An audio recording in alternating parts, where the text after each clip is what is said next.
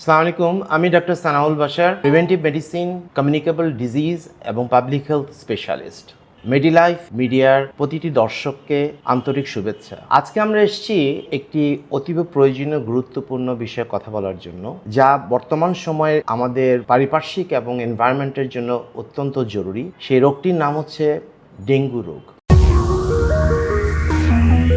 Dengue এমন একটি রোগ যেটা কিন্তু ভেক্টর বর্ন ডিজিজ, অর্থাৎ যাকে আমরা মশাবাহিত বা মশা মাছি বাহিত রোগ বলি। বাংলাদেশের অনেক দিন ধরে আমরা ডেঙ্গু রোগে আক্রান্ত হয়ে আসছি এবং সাধারণত আমরা এই রোগের যে লক্ষণগুলি আমরা আগে জেনেছি, তীব্র জ্বর, মাথা ব্যথা, চোখের ব্যথা, শরীরের লাল ছোপ ছোপ বা লালচে হয়ে যাওয়া এবং আমাদের মাংসপেশিতে এবং হাড্ডিতে প্রচণ্ড ব্যথা। কিন্তু এবছর এবং গত বছরের শেষের দিক থেকে আমরা এই ডেঙ্গু রোগের লক্ষণসমূহে এইসব লক্ষণগুলির সাথে আরও কিছু নতুন লক্ষণ দেখছি।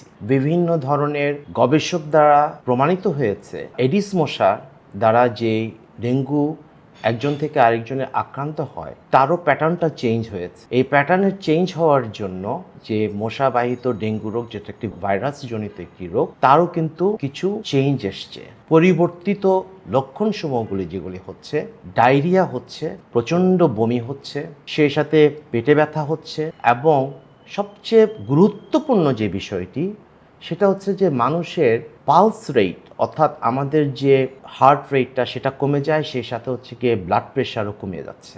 আমাদেরকে শঙ্কিত করছে, কারণ আমাদের দেখা যাচ্ছে বিভিন্ন ক্লিনিকে অনেক দেরিতে এই লোকগুলি যখন তীব্র সংকট অবস্থায় আমাদের এখানে ভর্তি হচ্ছে এবং মারাত্মক ক্ষতি হয়ে আমাদের মৃত্যু ঘটাচ্ছে। আমরা চাই আপনারা এই লক্ষণগুলি যখনই জানবেন তখনই যেন আপনারা নিকটবর্তী চিকিৎসক বা কোনো হসপিটালে শরণাপন্ন হন।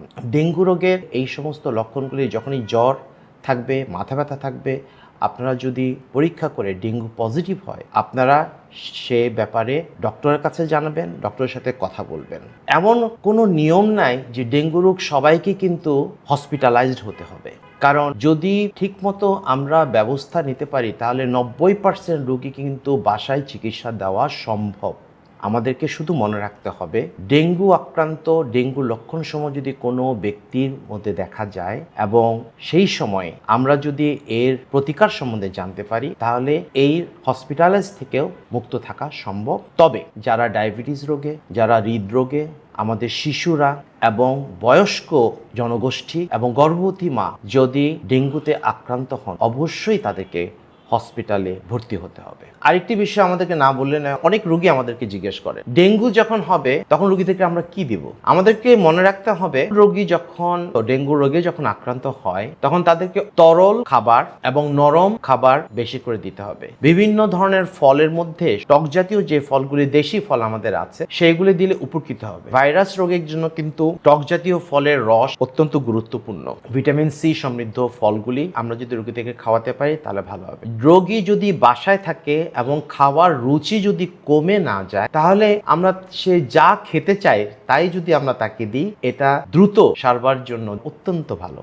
অর্থাৎ রোগীকে খেতে দিতে হবে। কিন্তু রোগী যদি খেতে না পারে, সেই ক্ষেত্রে ডাক্তারদের পরামর্শ নিতে হবে এবং দ্রুত হসপিটালে ভর্তি হয়ে শিরার মাধ্যমে তাকে স্যালাইন দিতে হবে। এটা অত্যন্ত গুরুত্বপূর্ণ নয়, সেই রোগীর যদি প্লাটিলেট যদি কমে যায়, এটি মারাত্মক বিষয় এবং এর থেকে মৃত্যু হতে পারে। আরেকটি বিষয় আমাদের জন্য জানা দরকার, সেটা হচ্ছে কি, রোগীরা যখন এই ধরনের জ্বর, মাথা ব্যথা নিয়ে থাকবে, সেই জ্বর যদি 2 দিন বা 3 দিন অতিবাহিত হয়, শুধুমাত্র প্যারাসিটামল ওষুধ দিবেন। গায়ে ব্যথার জন্য কোনো ধরনের পেইন কিলার ব্যবহার করবেন না। ডেঙ্গু রোগে এটা একটি মারাত্মক ভুল। এবং এই 3 দিনের মধ্যে 72 ঘন্টার পরে আপনারা total blood count, dengue NS1 এই দুটো পরীক্ষা করলে অথবা ডেঙ্গু আইজিএমটা করলে তো আমরা জানতে পারবো যে রোগী ডেঙ্গু রোগে আক্রান্ত পজিটিভ অর নেগেটিভ। যদি পজিটিভ হয়, অনেক সময় আমাদের দেখা যায় যে পজিটিভ হয়েছে, জ্বরও চলে গেছে, তখন শরীর অবসাদ থাকে, যার জন্য আমাদের উচিত তার টোটাল কাউন্টটাকে, প্লাটিলেটটাকে দেখার জন্য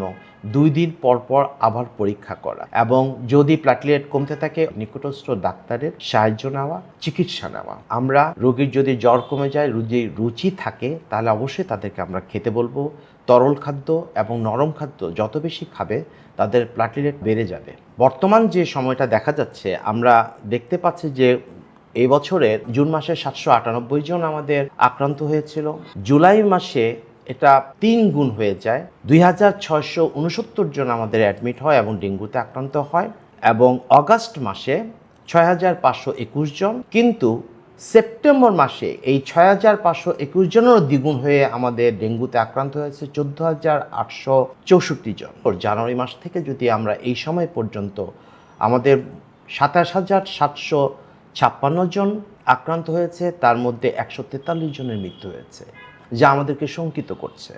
ডেঙ্গু রোগের যে প্রাদুর্ভাব আমরা দেখতে পাচ্ছি, গবেষণায় উঠে এসছে যে অক্টোবর মাসে সর্বোচ্চ পর্যায়ের ডেঙ্গু রোগে বাংলাদেশের জনগণ আক্রান্ত হতে পারে। এই বিষয়ে এখনই অত্যন্ত গুরুত্বপূর্ণ সময়। অক্টোবর মাসের ডেঙ্গু রোগ থেকে মৃত্যু হার আমরা শূন্যর কোঠায় যেন নিয়ে আসতে পারি। আমাদের উচিত এই সম্বন্ধে আমাদের একটু জানা এবং জনসচেতনতা বৃদ্ধি করা। আমরা কিভাবে এই রোগ থেকে নিজেদেরকে বাঁচাতে পারবো এবং পারিপার্শ্বিক আমাদের সমস্ত প্রতিবেশীদেরকে তথাপি এবং আমাদের বাংলাদেশের সমস্ত মানুষকে আমরা যেন সচেতনতা তৈরি করতে পারি। আমাদের সচেতনতা যেটা সেটা হচ্ছে কি, ডেঙ্গু রোগ কিন্তু মশাবাহিত। আমরা জেনেছি যে আপনার বাসার আশেপাশে, আপনার বাসার ছাদে ছোট কোনো একটা স্থানে হয়তো একটু পানি জমে আছে, যে পানিটা স্থির, সেখানেই কিন্তু মশা তার ডিম পাড়ে, লার্ভা তৈরি করে। কোনো বহমান পানিতে কিন্তু কোনো মশা তার ডিম পারে না। যার জন্য আমাদেরকে সচেতন হতে হবে। আপনার এবং আপনার আশেপাশের প্রতিবেশী যদি কোনো জায়গায় এই ধরনের অপরিষ্কার কোনো বিষয় থাকে, সেগুলিকে অবশ্যই পরিষ্কার করে নিতে হবে। এবং বিশেষ করে আমাদের ঘরের ভিতরে কোনো অন্ধকারাচ্ছন্ন স্থানে, আমাদের ফ্রিজের পিছনে যে পানিটুকু বের হয় সেইখানে, অথবা এসির পানি, এগুলিকে পরিষ্কার করতে হবে। আমাদের ঢাকা শহরে 2টো সিটি কর্পোরেশন, তাদেরকে জানাতে হবে যে আপনার বাসার, আপনার এলাকার আশেপাশে যদি অতিরিক্ত পরিমাণে মশার উদ্ভব হয় বা ডেঙ্গু রোগী বেড়ে যায়, তা আমরা চাই আপনারা সবাই সচেতন হন এবং ডেঙ্গুর মাধ্যমে যত মৃত্যু হয় সেই মৃত্যু থেকেও আমাদের নিজে থেকে রক্ষা করা সম্ভব হবে। অনেক ধন্যবাদ।